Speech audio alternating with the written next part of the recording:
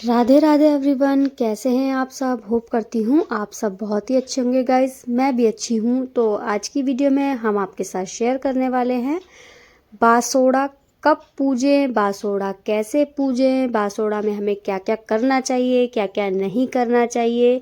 बासोड़ा से जुड़ी सारी जानकारी आज आपको इस वीडियो में देखने और सुनने को मिलेंगी। तो सबसे पहले आप जान लीजिए कि बासोड़ा कब है, मतलब शीतला सप्तमी अष्टमी कब है। देखिए वैसे तो ये जो बासोड़ा की पूजा होती है ये होली के बाद से ही शुरू हो जाती है और शीतला सप्तमी अष्टमी तक ये पूजा की जाती है। लेकिन कुछ घरों में बासोड़ा का पूजन जो है तिथि के हिसाब से और वार के हिसाब से किया जाता है। जैसे कि होली के बाद अगर पहला सोमवार पड़ जाए या पहला शुक्रवार पड़ जाए तो ये खाली नहीं जाते, मतलब इस दिन हमको बासोड़ा की पूजा कर देनी चाहिए। और बहुत से लोग तिथि के हिसाब से इस पूजा को करते हैं, जैसे कि सप्तमी और अष्टमी को तो ये पूजन किया ही जाता है, लेकिन कुछ लोग जैसे कि दौज में कर देते हैं और तीज में कर देते हैं, पंचमी में कर देते हैं, छठी में कर देते हैं, लेकिन ये पूजन चौथ में नहीं किया जाता। तो इस बात का भी आपको ध्यान रखना है। और सप्तमी अष्टमी तिथि तो होती ही शीतला माता की हैं, तो इस दिन तो ये पूजन जरूर कर देना चाहिए। जिसने भी नहीं किया वो सप्तमी और अष्टमी के दिन ये पूजा जरूर करे। तो इस बार सप्तमी तिथि 10 मार्च की है और अष्टमी तिथि है 11 मार्च की। तो जब भी आपके यहाँ बासोड़े का पूजन होता हो आपको ये पूजा जरूर करनी चाहिए। अब मैं आपको बताती हूँ कि बासोड़े का अर्थ क्या होता है, इसको बासोड़ा क्यों कहा जाता है। देखिए बासोड़ा का अर्थ होता है बासी भोजन। इसी भोजन से शीतला माता का पूजन किया जाता है। कभी भी गर्म खाने से, गर्म भोजन से शीतला माता का पूजन नहीं किया जाता। हमेशा ठंडे खाने से, ठंडे प्रसाद से ही शीतला माता का पूजन किया जाता है। देखिए शीतला माता का अर्थ है शीतल यानी कि ठंडा, तो आज के दिन इनको ठंडे भोजन का भोग लगाया जाता है। तो बासी भोजन जो होता है उसी से हमें ये पूजा करनी चाहिए। तो आपके यहाँ जो भी कुछ बनाया जाता हो, आप जैसे कल माता पूजने जाएंगे तो आज की रात आपको रसोई को एकदम साफ शुद्ध कर लें। पहले अपना खाना पीना करके, भोजन करके, उसके बाद आपको रसोई को साफ शुद्ध करना है। उसके बाद ही आपको ये प्रसाद बनाना होता है। प्रसाद में आप कुछ भी बना सकते हैं, पूड़ी, पुए और दाल, सब्जी, हलवा, खीर, लपसी, दही, जो भी आपके यहाँ भोग प्रसाद में रखा जाता है शीतला माता के लिए, वो सभी आप एक दिन पहले ही तैयार करके रख लें। फिर अगले दिन सुबह आपको जल्दी उठना है। सुबह 4 बजे ब्रह्म मुहूर्त में उठे, स्नान आदि करें, क्योंकि सुबह सुबह उठकर आपको झाड़ू पोछा नहीं करना है। घर में बासी घर में ही ये पूजा की जाती है। तो आपको रात को ही, जैसे आपने भोजन बनाकर रख दिया वैसे ही रात को आप साफ सफाई भी करके छोड़ दें, जिससे कि घर सुबह साफ सुथरा ही रहेगा, गंदा नहीं मिलेगा आपको। तो बस आपको सिर्फ सुबह उठकर स्नान आदि करके अपना पूजा करने के लिए जाना है।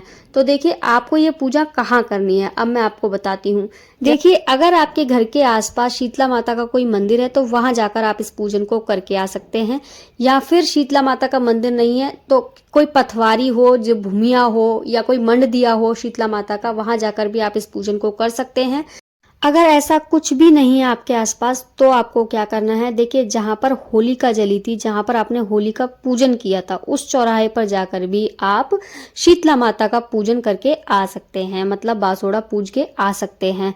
तो आपको करना क्या है, आपको जो ढाल बिड़कुले की जो माला होती है ना, उसको ले जाना है, उसी को वहां पर रखकर उसी की पूजा करके आना होता है। जैसे आपने होली पे पूजन किया था ढाल बिड़कुले की माला का, ठीक उसी तरह से आपको यहाँ भी पूजन करना होता है। तो इसको बासोड़ा पूजन ही कहा जाता है। तो आप चौराहे पर भी इस पूजा को करके आ सकते हैं, मंदिर में भी करके आ सकते हैं। और अगर ऐसा भी कुछ नहीं है आपके आसपास कुछ, तो फिर आपको क्या करना है, घर के बाहर, मतलब घर के बाहर अपने दरवाजे के आसपास ही 2 ईंट रखें, वहीं पर आपको ढाल बिड़कले की माला रख के वहीं पर आपको शीतला माता का पूजन करना है। या फिर बहुत से लोगों के यहाँ पर शीतला माता की तस्वीर रख के घर में अंदर ही इसका पूजन किया जाता है विधि विधान से। तो आपके यहाँ जैसा होता हो आप वैसा कर सकते हैं। लेकिन ये वीडियो उनके लिए बहुत ज़्यादा यूजफुल होने वाली है जिनको नहीं पता कि बासोड़ा पूजन क्या होता है, कैसे होता है, कहाँ होता है। अब मैं आपको बताती हूँ आपको इस दिन क्या करना चाहिए और क्या नहीं करना चाहिए, ये भी आपको जानना बहुत ज़्यादा ज़रूरी है। देखिए जिस दिन आप बासोड़े का पूजन करते हैं उस दिन आपको सुबह जल्दी उठना चाहिए, स्नान आदि करके फिर आपको ये पूजा करके आनी चाहिए। और जो ठंडा भोजन आप माता रानी के लिए बनाकर ले गए हैं प्रसाद में, उसी भोजन का आपको भोग लगाना है और उसी भोजन को आपको स्वयं को ग्रहण करना है, मतलब खुद खाएं, अपने बच्चों को खिलाएं, अपने परिवारजन में जो भी सदस्य हैं सबको ये प्रसाद जरूर दें। और बहुत से लोग इस दिन व्रत रखते हैं, तो व्रत जो है शाम के समय खोला जाता है, तो इसी प्रसाद से आपको ये व्रत खोलना होता है। और जो लोग व्रत रखते हैं उनको पूजा करते समय शीतला माता की व्रत कथा जरूर सुननी चाहिए। अब मैं आपको बता देती हूँ कि आपको इस दिन क्या नहीं करना चाहिए। देखिए, इस दिन आपको गर्म भोजन नहीं करना चाहिए, ना ही बनाना चाहिए और ना ही खाना चाहिए। इसलिए आपको एक दिन पहले ही एक्स्ट्रा थोड़ा सा बनाकर रख लें भोजन, जिससे कि आप पूरे दिन वो भोजन आराम से खा सकें। तो कहने का तात्पर्य यह है कि इस दिन चूल्हा नहीं जलाया जाता। हाँ, बहुत से घरों में कुछ परेशानी, कुछ दिक्कतें होती हैं, जैसे कि कुछ घरों में बीमार लोग होते हैं या बच्चे होते हैं या बड़े बूढ़े होते हैं जिनको हमें ताज़ा भोजन बनाकर देना होता है।